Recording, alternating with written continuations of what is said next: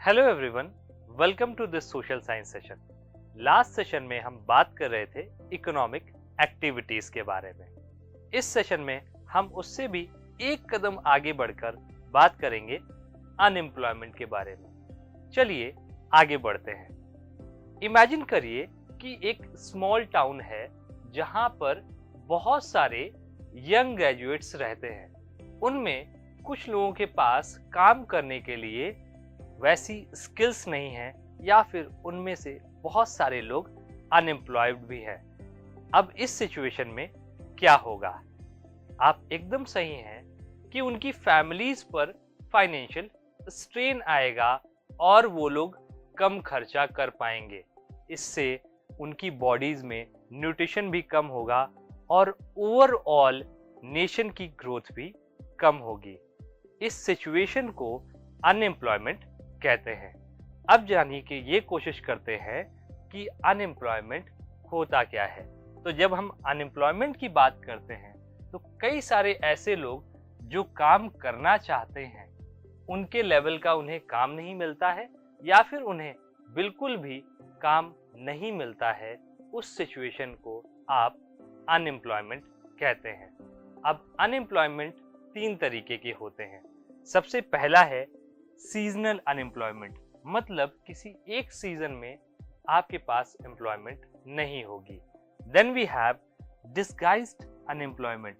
ये एक ऐसी सिचुएशन होती है कि जब आपको लगता है कि आप एम्प्लॉयड हैं पर आप एम्प्लॉयड नहीं होते हैं। And in the end we have educated unemployment, मतलब आप पढ़े लिखे हैं पर आपको आपके मतलब का काम नहीं मिल रहा है। चलिए अब इसे डिटेल में जानने की कोशिश करते हैं। तो अगेन सबसे पहले हमारे पास आता है सीजनल अनएम्प्लॉयमेंट। ये एक ऐसी सिचुएशन होती है जब आपको साल के किसी एक सीजन में एम्प्लॉयमेंट नहीं मिलती है और ऐसा मेनली एग्रीकल्चर सेक्टर में होता है। Then we have disguised unemployment.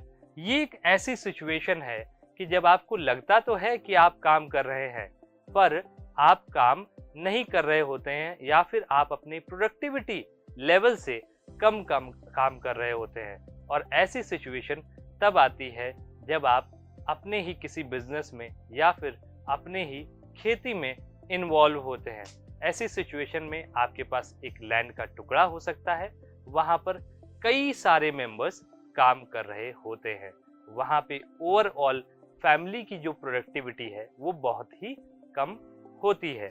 And then we have educated unemployment. ये एक ऐसी सिचुएशन है कि जब आप अपने काम करने के लेवल से कम काम कर रहे होते हैं या फिर आपको अपनी डिग्री के अकॉर्डिंग काम नहीं मिल रहा होता है।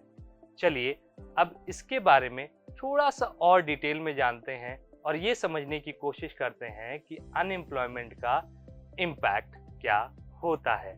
तो सबसे पहला इम्पैक्ट है इकोनॉमिक इम्पैक्ट।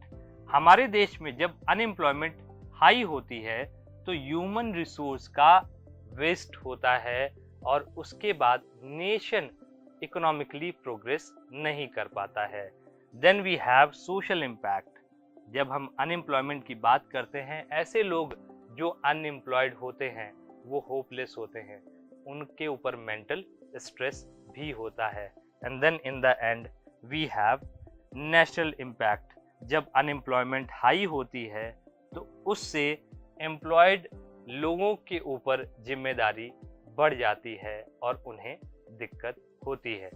चलिए अब कुछ MCQs को सॉल्व करने की कोशिश करते हैं। तो सबसे पहला क्वेश्चन हमारे पास है कि इनमें से कौन सा सेक्टर बैंकिंग, एजुकेशन और टूरिज्म को डिफाइन करता है? प्राइमरी सेक्टर, सेकेंडरी सेक्टर या टर्शरी सेक्टर? आपका आंसर बिल्कुल सही है, टर्शरी सेक्टर। चलिए अब दूसरा क्वेश्चन देखते हैं कि इनमें से कौन सा स्टेटमेंट डिस्गाइज्ड अनएम्प्लॉयमेंट को डिस्क्राइब करता है?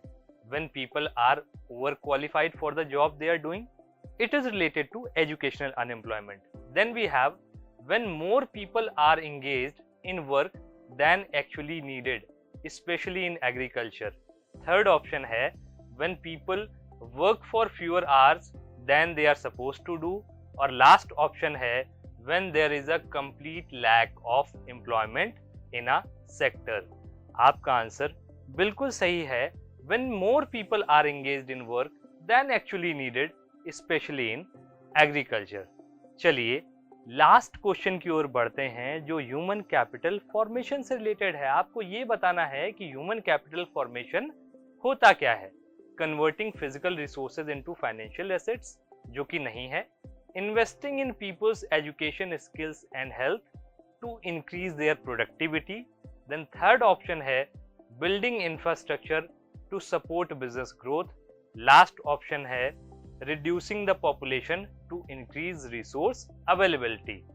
आपका आंसर बिल्कुल सही है investing in people's education skills and health to increase their productivity.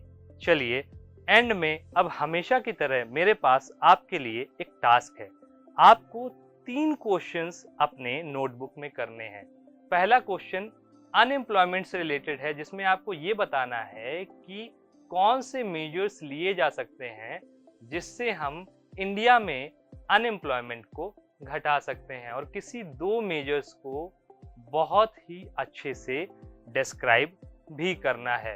And then we have आपको डिस्गाइज्ड एम्प्लॉयमेंट की डेफिनेशन बतानी है, और आपको ये भी बताना है कि कैसे ये एग्रीकल्चर सेक्टर में पाया जाता है। और लास्ट क्वेश्चन है कि आपको एजुकेटेड अनएम्प्लॉयमेंट अर्बन एरियाज में कैसे पाई जाती है उसे अच्छे से डिस्कस करना है।